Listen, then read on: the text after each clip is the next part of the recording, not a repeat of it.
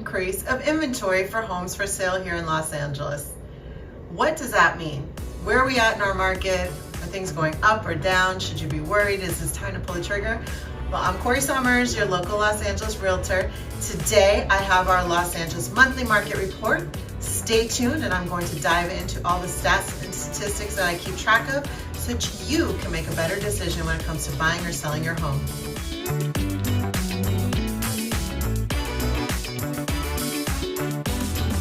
Oh, activity has picked up. We talked about that last month. More people are coming out to open houses. But that trigger is still a little bit slower on the draw. But we have seen more inventory come to market. In February, there were 1,370 new homes available on the market compared to the month prior. But you really want to know, what does that mean? We saw a slight drop in interest rates, and then Iran happened. So the next couple of weeks, actually the rest of this month in March, will be significant to see, is this that turning point to making things more affordable for everybody with lowering interest rates, or will the activity in the Middle East kind of cause things to stale again just as they were starting to pick up some steam?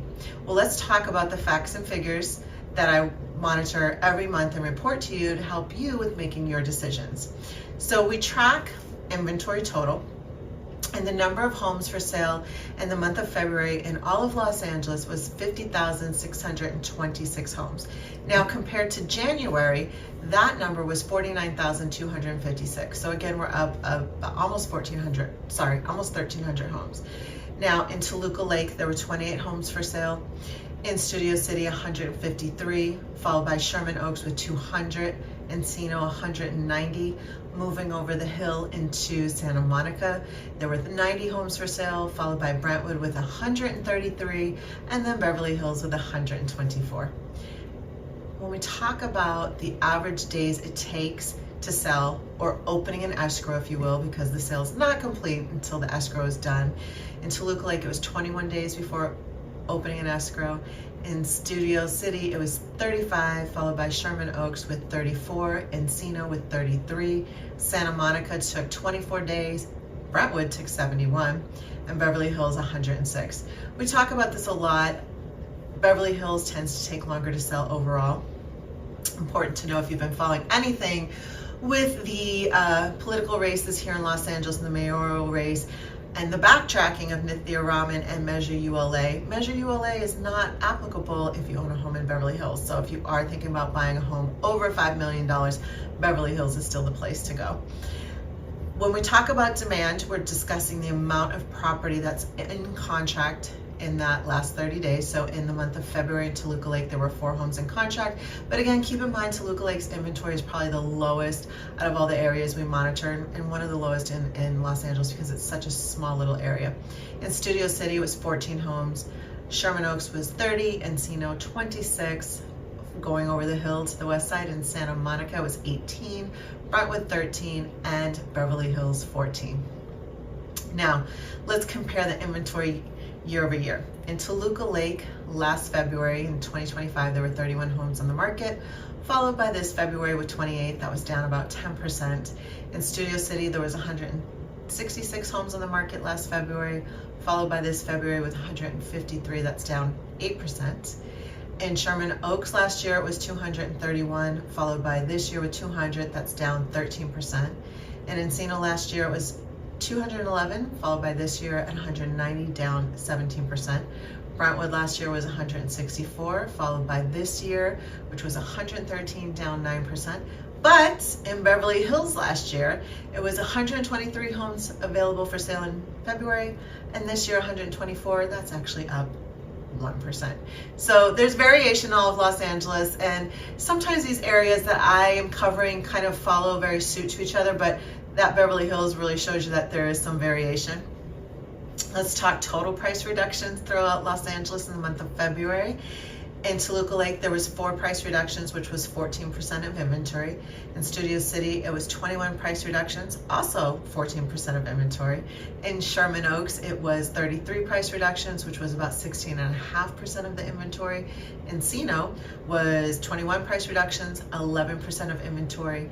Santa Monica, 9 price reductions. Yes, 9 price reductions, 10% of inventory.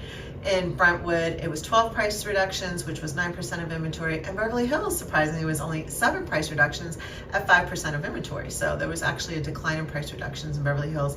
But the total price reductions in the entire month of February for all of Los Angeles was 6,761 price reductions. Again, that's out of 50,694 homes, which gives you an average of 13%, which everything I was sharing is somewhat falling in line with that. So the market, again, we've been in a more balanced market. We're not in the strong sellers market we used to be. This is not the time to have aspirational pricing. This is the time to be either right at market and really make sure that your home is move-in ready, freshly painted, brand new carpeting if your carpet is old or 8 years old. Buyers today have been renting. I'm about to do a video talking about what it takes to sell your home in this spring market, but keep in mind, buyers that are looking at buying your home have either lived in a home or they're renting a nice home. And what they're looking for is homes that are move-in ready. If they've been renting an apartment, more than likely they've been renting a luxury apartment in Los Angeles, which means updated kitchens, updated bathrooms, new flooring, fresh paint. Something to really take into consideration. If you are thinking about selling your home or buying a home in Los Angeles and you're not certain if now is the time, and you would just like to bounce some ideas, talk about your circumstance, get a little bit of advice, you can schedule some time on my calendar in the link below. We'll have a preliminary conversation and set some time to go a little deeper. I am hopeful that you will consider me as one of your professionals to work with. Of course, I encourage people to talk with more than one professional and find the person that's the best fit for you. What I do like to say is you should find a professional realtor who is a 100% realtor, not someone that's juggling 10 jobs or doing Uber and selling real estate on the side. This is a serious industry. This is a really large financial transaction. It's one of hopefully about 2 or 3 you'll do in your lifetime. So you really want someone that is a professional, experienced, can guide you through. I've handled over 160 property transactions between Massachusetts and California, and I am here to help. Thank you guys again so much for watching. I'm Corrie Sommers, your local Los Angeles realtor. I'll be back again next week with another video. If you haven't subscribed to my YouTube channel, don't go just yet.